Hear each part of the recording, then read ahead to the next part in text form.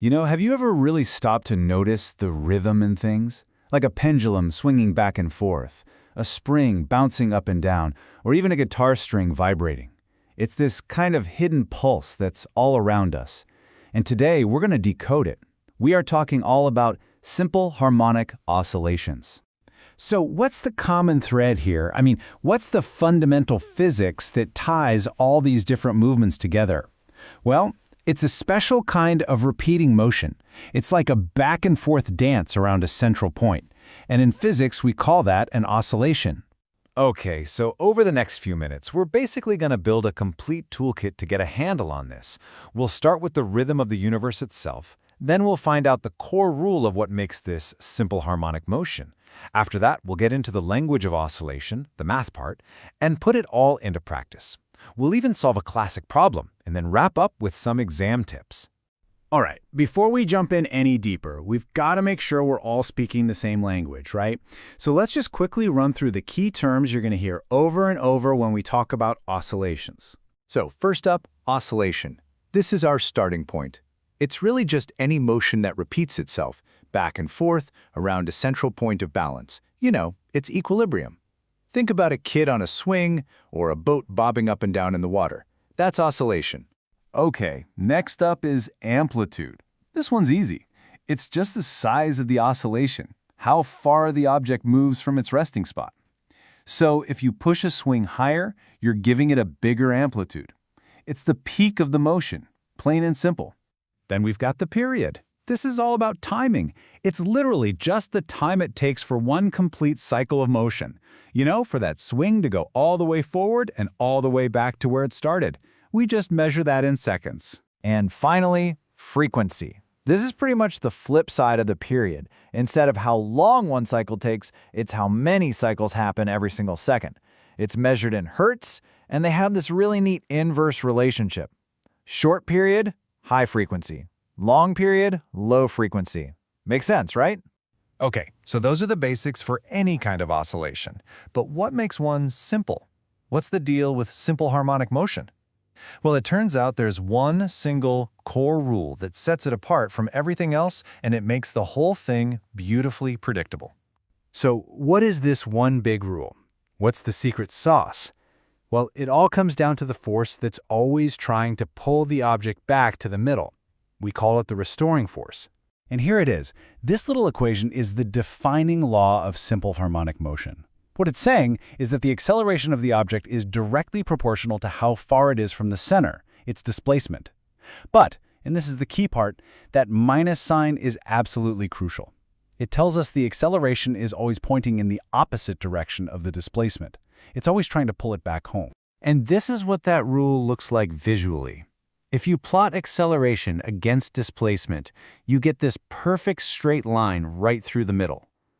See how when the displacement goes positive, the acceleration goes negative? The further away you pull it, the harder it yanks back. That right there is the heart and soul of simple harmonic motion. Okay, great. Now that we've got that core rule locked in, we can start to build the mathematical language, the equations that'll let us predict exactly where the object is at any given moment. So, to describe this motion with math, we're going to use either a sine or a cosine function. Now, you might be asking, which one do I use? Well, it's super simple. It just depends on where the object is when you start your stopwatch. If it starts at the very end of its swing, maximum displacement, you use cosine. If you start timing just as it's passing through the middle, the equilibrium point, you use sine. And here's exactly what that sine equation looks like when you plot it over time. You get this absolutely beautiful, smooth, repeating wave. See? It starts at 0, goes up to its maximum, comes back down through 0 to its minimum, and then just repeats over and over in a perfectly predictable rhythm. So what's that little W-looking symbol, the omega, in those equations? That's what we call angular frequency. The easiest way to think about it is like a translator. It connects the real-world stuff we can measure, like period and frequency, to the math inside the sine or cosine function. And we measure it in radians per second. All right, enough theory for now. Let's actually put this toolkit to work. We're going to start with a really common type of problem where you're given the equation and your job is to pull out all the physical details from it. So, here's the problem. The displacement, x, of a particle is given by this equation. X equals 0.36 sine of 10.7 t. Our mission is to figure out 1. The amplitude, frequency, and period, and 2. Find out exactly where this particle is at 0.35 seconds. Okay, for part A, this is really just a game of pattern matching. All we have to do is take the equation we were given and line it up right next to the standard form, x equals x naught sine omega t. Once they're lined up, we can literally just read off the values we need. And just like that, we can see the amplitude is 0.36 meters. The angular frequency, omega, is 10.7 radians per second. From there, it's just a quick calculation. The frequency is omega divided by 2 pi, which gives us about 1.70 hertz. And the period is just 1 over the frequency, so about 0.59 seconds. See? We've completely decoded its motion. Okay, now for part B. To find its exact position, we just take our time, 0.35 seconds, and plug it right into the equation. But wait, here is a super important tip. This is a classic exam trap. Since our omega is in radians, your calculator absolutely has to be in radians mode. If it's in degrees, you're going to get a totally wrong answer. So double check that. So, once you do the math, in radians mode, here are our final results. The amplitude is 0.36 meters, frequency 1.70 hertz, period 0.59 seconds, and the displacement at that moment in time is negative 0.21 meters. That minus sign just means it's on the opposite side of the center point from where it started.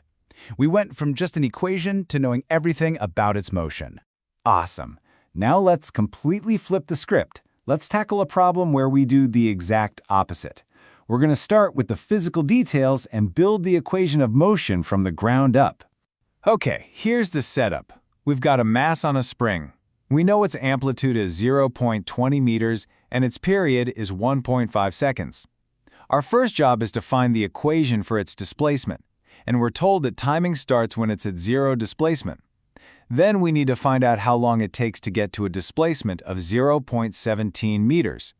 So to build this equation, we follow a few simple steps. First, we have to choose our function. Since the problem says timing starts at zero displacement, we know we need to use the sine function. Step 2, we need to find omega. We can get that right from the period using the formula omega equals 2 pi over t. And finally, step 3, we just plug our amplitude and our calculated omega right into the standard sine equation. And that's it. All right, now for part B. This is where we work backwards. We know the displacement we want to reach is 0.17 meters, and we need to find the time t it takes to get there. So we plug 0.17 into our new equation. Then we just do some algebra. Isolate the sine term, use the inverse sine function, again in radians, and finally solve for t. And here are our final answers for that one. The equation of motion is x equals 0.20 sine of 4.19 t, and the time it takes to reach that specific spot, about 0.24 seconds. Pretty cool, right? We've successfully built an equation and then used it to make a specific prediction. Okay, you've seen the theory, you've seen the worked examples. To really make sure this all sticks, let's run through a couple of quick-fire questions that you might see on an exam. First up, this is a really common practical question. When you're in the lab measuring the period of a pendulum or something, why is it more accurate to time, say, 20 oscillations instead of just 1? Well, the answer is all about reducing the impact of human error. Think about it. Your reaction time with a stopwatch isn't perfect. If you're only timing one swing that takes maybe a second, your small error is a pretty big chunk of that time. But if you time 20 swings, that same small error gets spread out over a much longer total time. When you divide by 20 to find the average, the error becomes way smaller. Okay, next question. How does the length of a simple pendulum actually affect its period? In other words, how does it change how fast it swings? The rule is simple.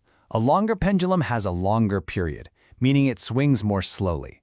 And it's not a simple linear relationship. As this famous formula shows, the period is proportional to the square root of the length. So if you want to double the period, you actually have to make the pendulum 4 times longer. So you now have the complete toolkit for simple harmonic motion. But all of this describes a perfect, idealized system. And as you know, the real world isn't so perfect. Pendulums eventually stop, springs lose their bounce, they lose energy. So that leaves us with a final question to think about. What happens to these perfect oscillations when you start adding in the real-world complexities of friction and air resistance? That's the key to understanding even more complex vibrations all around us.